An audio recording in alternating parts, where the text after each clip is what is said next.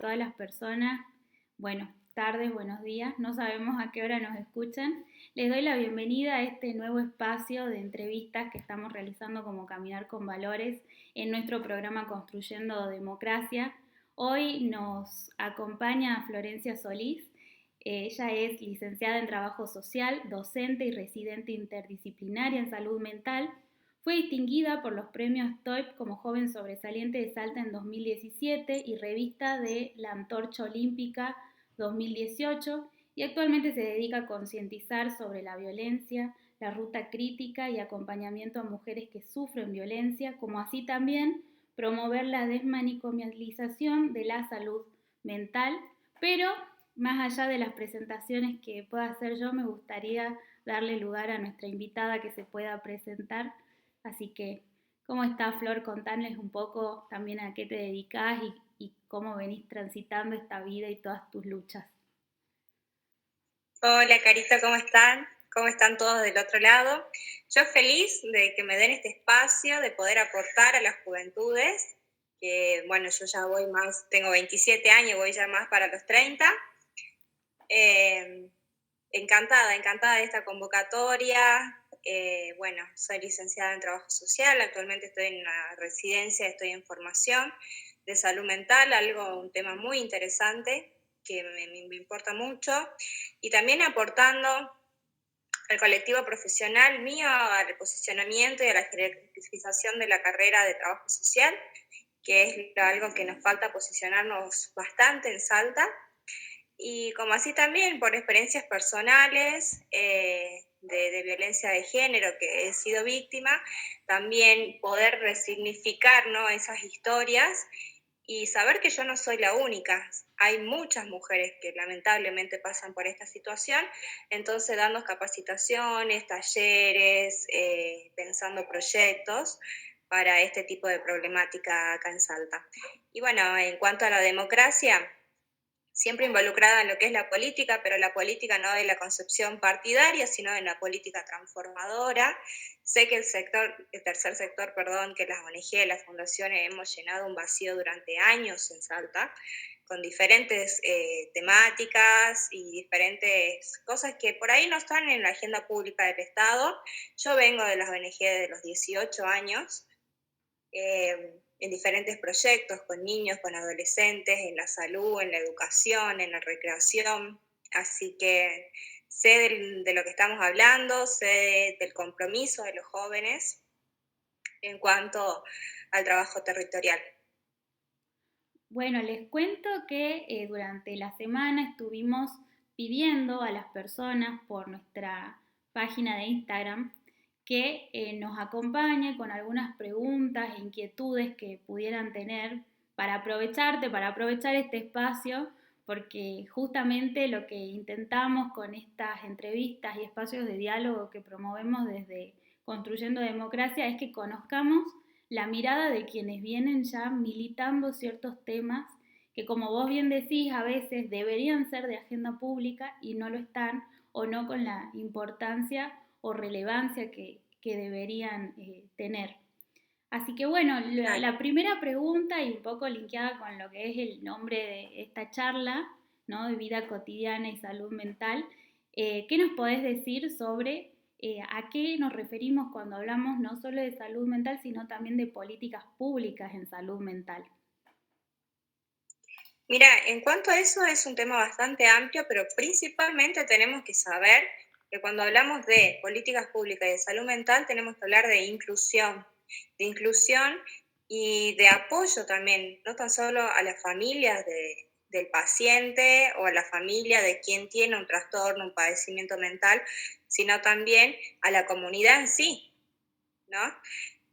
¿Por qué? Porque hay instituciones como ser educativas, como ser en los mismos trabajos, que no entienden y lo toman siempre, por eso yo trato de mis intervenciones o ir pensando cuál es un plan de trabajo que tenga que ver con la desmanicomialización, ¿sí? ¿Esto qué quiere decir?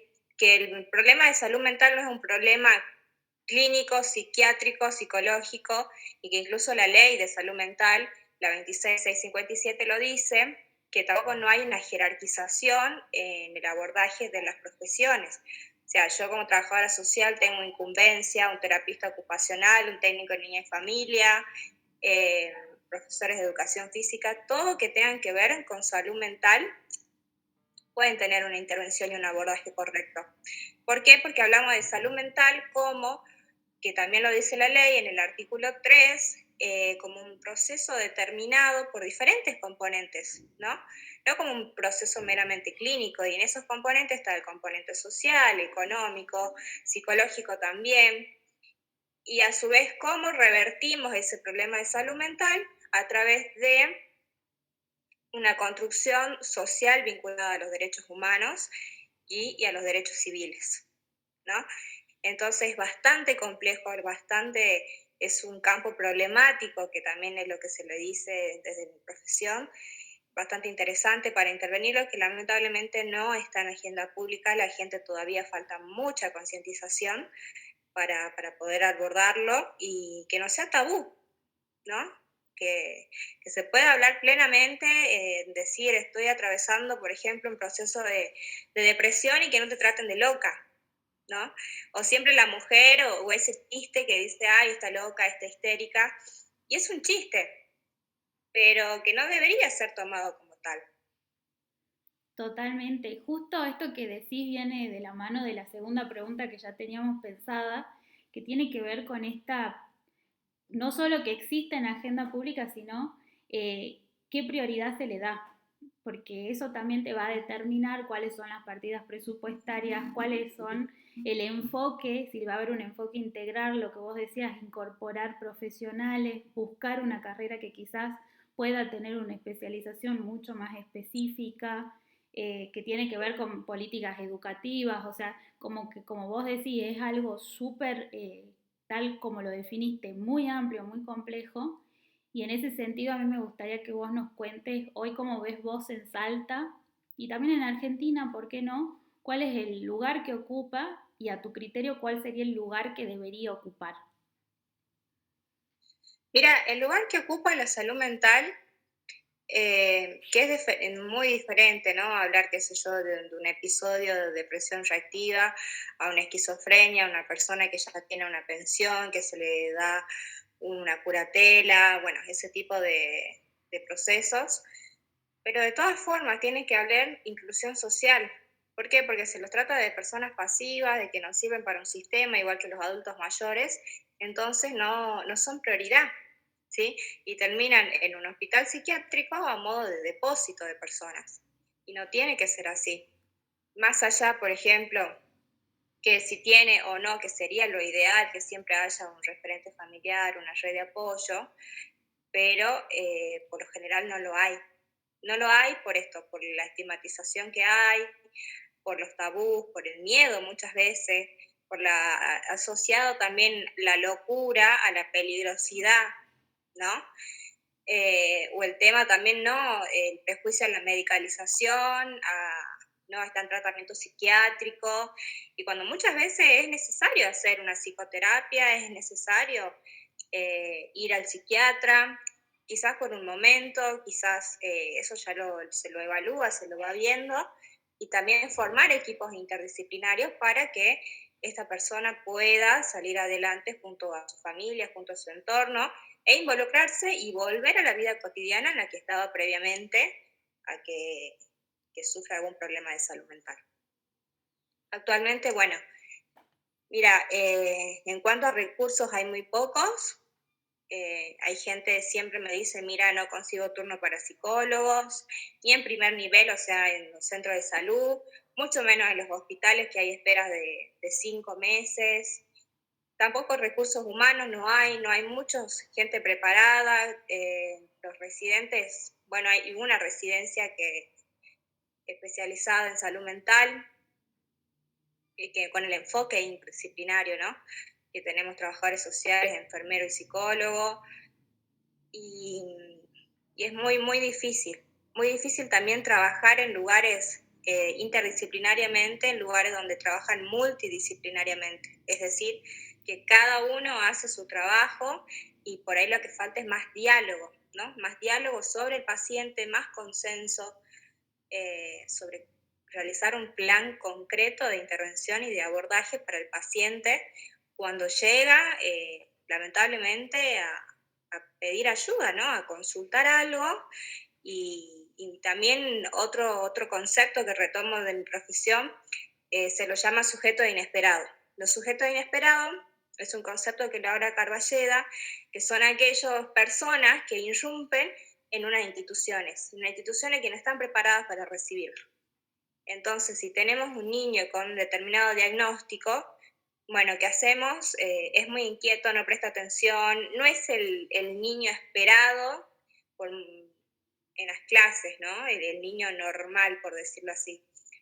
Entonces, ¿qué hacemos? Bueno, no, este debe tener algún diagnóstico, preocupamos a la familia, derivamos, y que se produce una medicalización de las infancias muchas veces, ¿no? Y cuando hablamos que un niño es inquieto, un niño es curioso, o juega, o habla, es creativo, hablamos de un niño feliz, o un niño que también es síntoma de una familia que está teniendo un padecimiento o está pasando por alguna problemática y ese niño no sabe cómo verbalizarlo, cómo hablarlo y lo puede tomar con un problema de conducta, por ejemplo, ¿no? Ujú. Entonces es como ir viendo qué es lo que está pasando ante esas situaciones y sacar el rótulo, sacarle el estigma, eh, que no es tan solo a veces salud mental, sino son problemas sociales lo que están atravesando este tipo de cuestiones. Y también hablando ya más de las instituciones, ¿viste? Cuando, sobre todo en las escuelas, creo que es donde más se ve, hemos recibido un mensaje de una mamá preocupada justamente por esto, que no sabía cómo, a quién dirigirse, cómo moverse, digamos, por todas estas estructuras sociales, burocráticas de un sistema que ya existe y que nos exige que sigamos ciertas conductas, ¿no? Pero también, ¿qué pasa cuando no tenemos las herramientas, los instrumentos?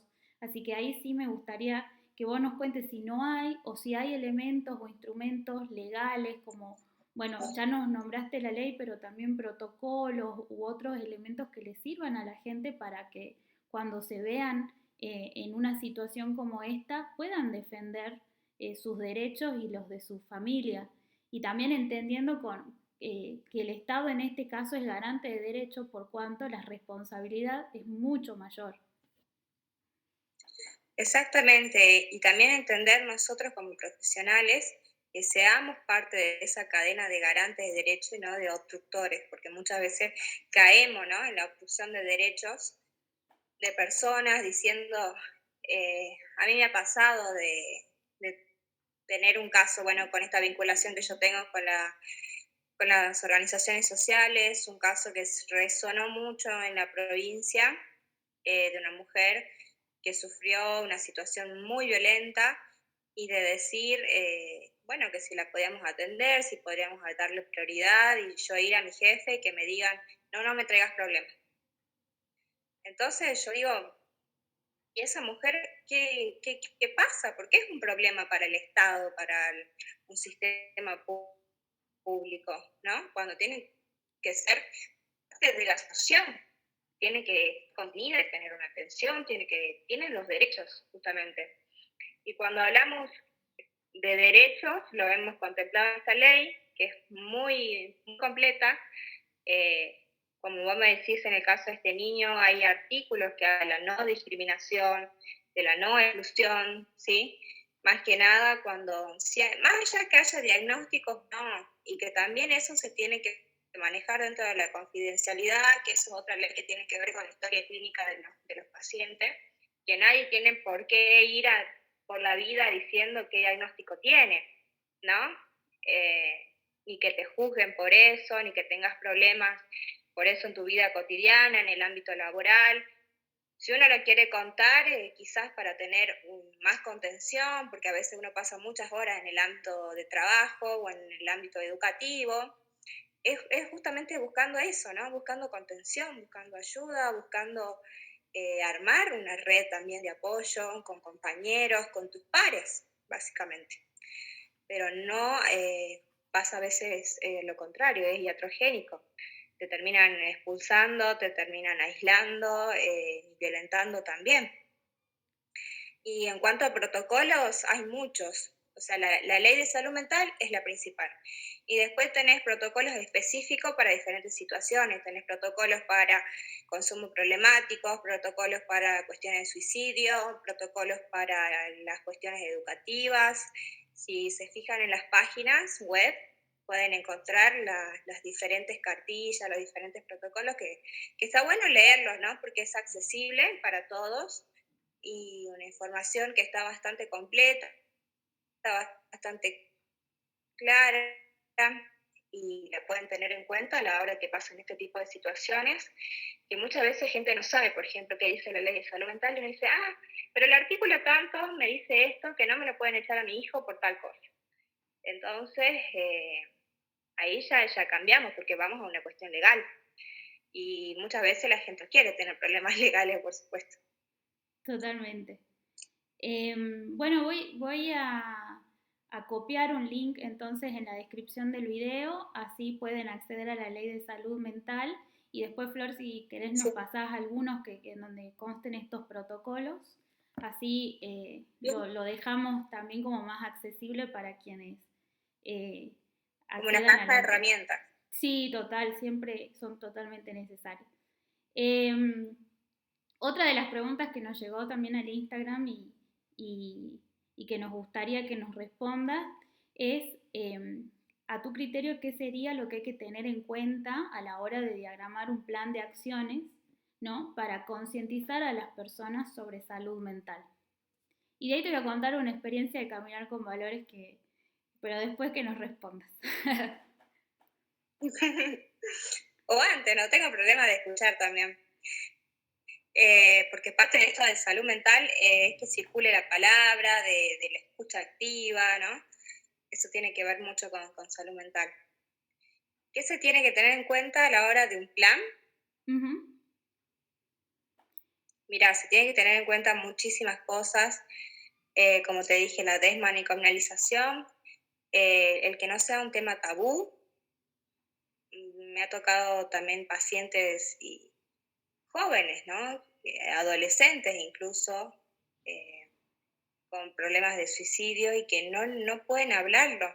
Y quizás por cuestiones, lo que se llama son urgencias subjetivas, cuando uno le pasan situaciones de la vida cotidiana, por ejemplo, no puedo aprobar una materia y me desbordo y no sé qué hacer, no puedo contarle a mi mamá y bueno, y quiero quitarme la vida, ¿no?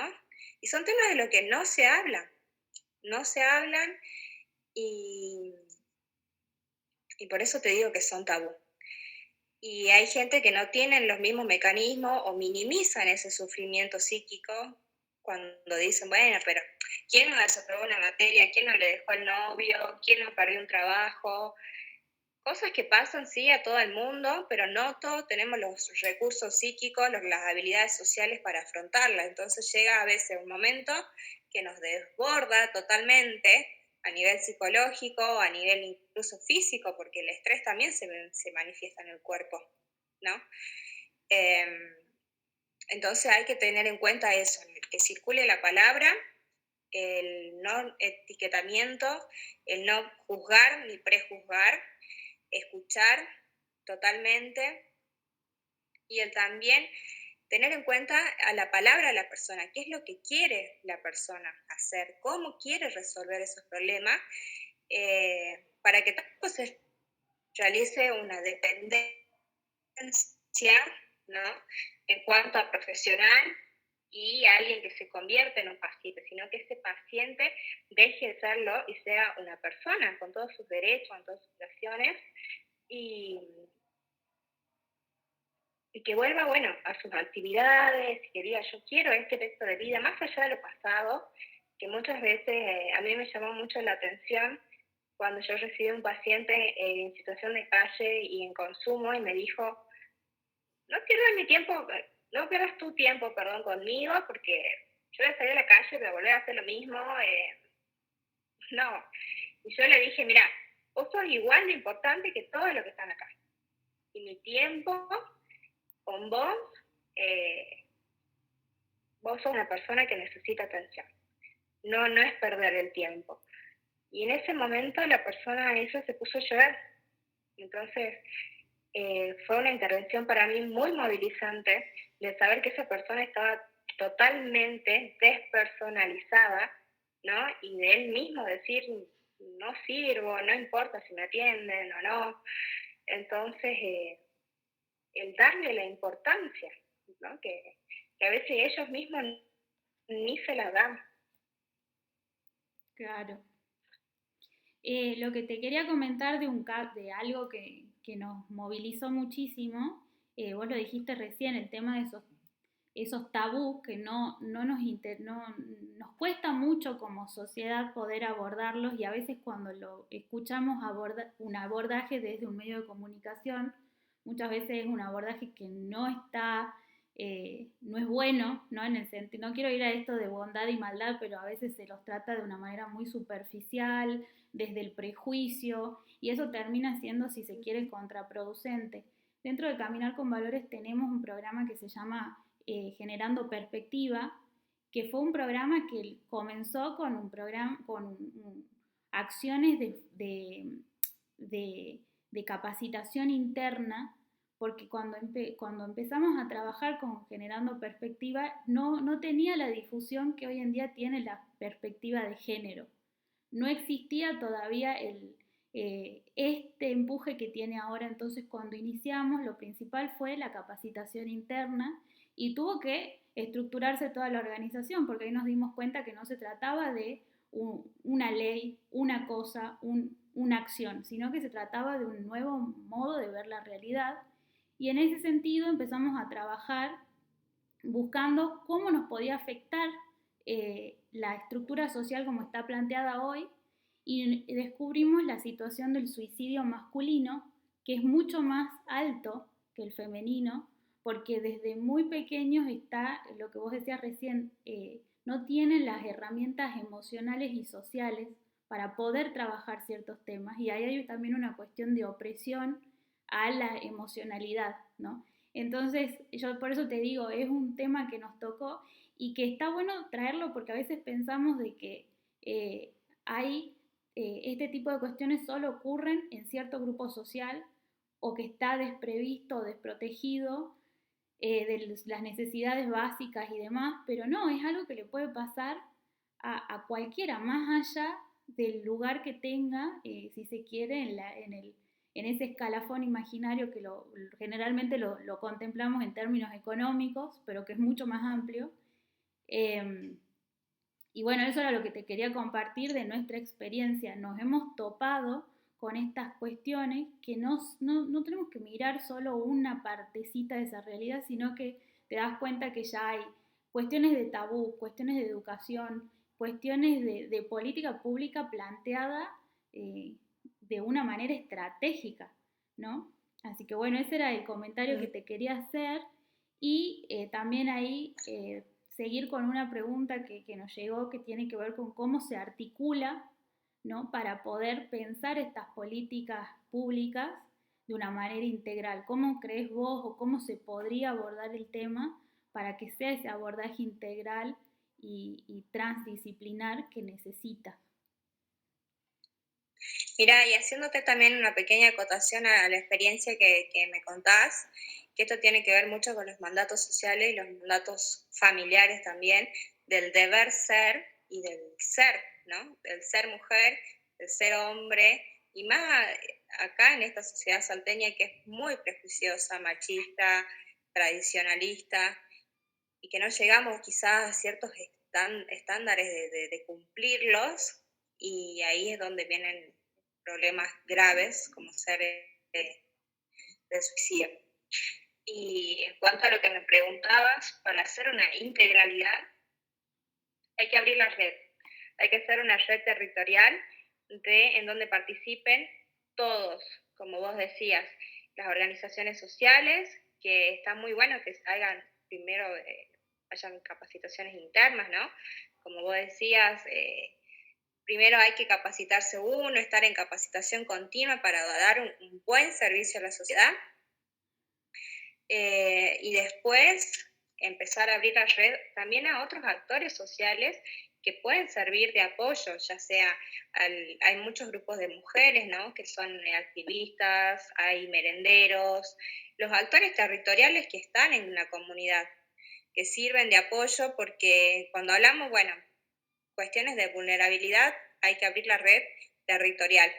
Pero también cuando no hablamos de estas cuestiones clasistas y de estos padecimientos, tienen que haber las cuestiones de salud, las cuestiones de educación, para descomprimir un poco el sistema y de que se pueda realmente acceder a un buen servicio y a un buen derecho y que puedan tener la asistencia que corresponde.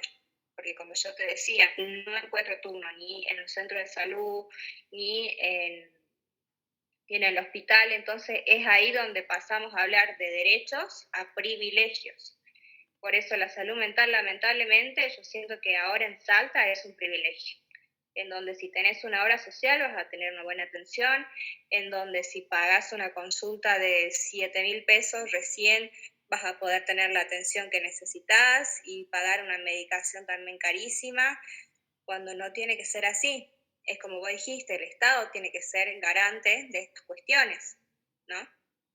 Y también formar a profesionales de toda la disciplina, porque no es tan solo un problema, como dije anteriormente, de psiquiatría y de psicología, sino de trabajo social, de enfermería, de que todos podemos aportar algo desde nuestro lugar.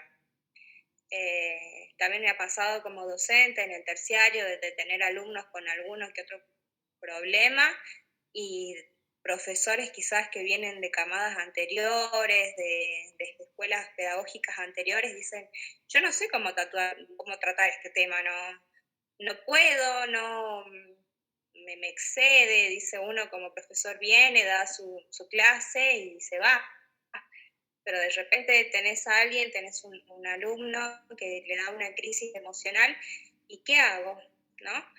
Entonces, es un problema que creo que la salud mental también se ha ido acentuando en lo que es post-pandemia, porque hubo mucho encierro, mucho aislamiento, un cambio de vida totalmente que hemos tenido, pérdidas, duelos que hemos atravesado, así que es un tema, bueno, complejo, como digo nuevamente, pero que tiene que ser integral y concientizar a todos los actores involucrados. Bueno, ya un poco hablaste, ¿no? Esto de los prejuicios, así que esa pregunta la paso. Y finalmente, ya como para ir cerrando, eh, si vos crees, acá nosotros estamos trabajando con un programa de capacitación de líderes políticos y líderes sociales en general. Caminar con Valores nace con ese espíritu de formar líderes con conciencia social, así que si querés darle alguna recomendación, algún consejo, algo que vos creas que se tiene que tener en cuenta, que tiene que dejar de invisibilizarse si se quiere de nuevo, porque sabemos de que cada vez de que vamos a... Nos decía una de las disertantes que participó en los ciclos estos de charlas de que el diagnóstico a veces no es suficiente, sino que hay que avanzar con la problematización, ¿no? Que eso que hemos diagnosticado también lo veamos como un problema, porque a veces pasa de que no le damos la importancia que merece. Entonces, bueno, un poco con todo esto, si querés darnos un par de guías ahí para poder plantear mejores propuestas, planes, desde las organizaciones también, siempre tenemos muchos participantes de organizaciones sociales, así que decinos. Sí, es verdad lo de problematizar, lo de desnaturalizar, pero bueno, es una cuestión, como te digo, que todavía está en silencio, que da vergüenza hablarla. Yo creo que hay que salir de ese lugar, eh, de la vergüenza, del pudor, del temor, y empezar a entender al que está al lado, ¿no? Porque son problemas que lamentablemente les puede pasar a cualquiera, nadie está exento. No hay vacuna, no, no hay nada preventivo porque a veces no te das cuenta, no te das cuenta y vas cayendo en situaciones, por ejemplo, la violencia, ya sea de género, de familiar, del tipo que sea, tiene consecuencias directamente con la salud mental. y es algo que todavía no lo entienden. No lo entienden ni en la parte judicial, ni en la parte educacional, eh, porque dice también la mujer siempre vuelve, o la mujer está en estado depresivo, no puede hacerse cargo de hogar. ¿Pero por qué? Porque sufrió encierro, porque tiene dañado la autoestima. Hay que ver, digamos, todo en la situación integral, todos los parámetros, todas las hipótesis habidas por haber de un caso, ¿no? Entonces, creo que si bien nosotros en trabajo social hacemos intervenciones en grupo, caso y comunidad, a veces en estas situaciones hay que ver el caso por caso y no la generalidad. Ya cuando hablamos de cuestiones de inserción social, ahí sí podemos trabajar en un grupo de, no sé, de terapia ocupacional o cuestiones así. Pero si hay cuestiones más subjetivas por tratar, por ver, es la persona y en lo posible la familia la que debe trabajar. Y como yo decía anteriormente, el lugar donde se sienta cómoda la persona, con su grupo de pares, si se siente contenido en ONG, perfecto, porque si eso le sirve para salir de la cama y decir, bueno, voy a ayudar a una persona que está pasando por algo parecido a lo mío, y formar parte de lo que se llama la resiliencia, ¿no? Me parece que eso es un mensaje muy importante, el poder resignificar cuestiones traumáticas y crear buenas acciones. Bueno, muchas gracias, Flor, por tu tiempo, por todo esto que nos compartiste hoy.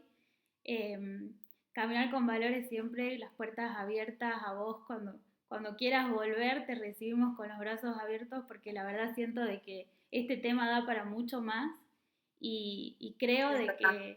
creo fielmente de que son causas que tenemos que militar un poco más fuerte y gritando un poquito más fuerte, ¿no? Porque terminan siendo invisibilizadas cuando la salud no es solamente una cuestión física, ¿no? Y entender la integralidad que tiene que tener cualquier mirada política y cualquier mirada Ujú. social. Así que bueno, muchas gracias por compartir esta tarde con nosotros y nosotras. Espero que nos encontremos en breve. Así que bueno, Sí. Yo encantada y a predisposición de lo que ustedes necesiten, ya sea así de forma virtual o presencial, en capacitaciones, en acompañamiento, o simplemente a veces si tienen algún problema, vienen, tienen mi teléfono a disposición, en todo sentido. bueno, vamos a dejar tus redes sociales, así te siga la gente también. Te vamos a robar. Bueno, muchas gracias. Y bueno, esta entrevista sale asincrónica, así que en las próximas horas y días ya la van a poder disfrutar y te voy a pasar el link para que vos también las compartas con más personas. Ok, perfecto, Caro. Muchas Bueno, gracias y le mando un beso enorme a todos y felicitarlos también, por supuesto, por el trabajo que hace Caminar por Valores. Los muchas, aprecio mucho. muchas gracias. Nos vemos. Chao, Chao, chao. chao.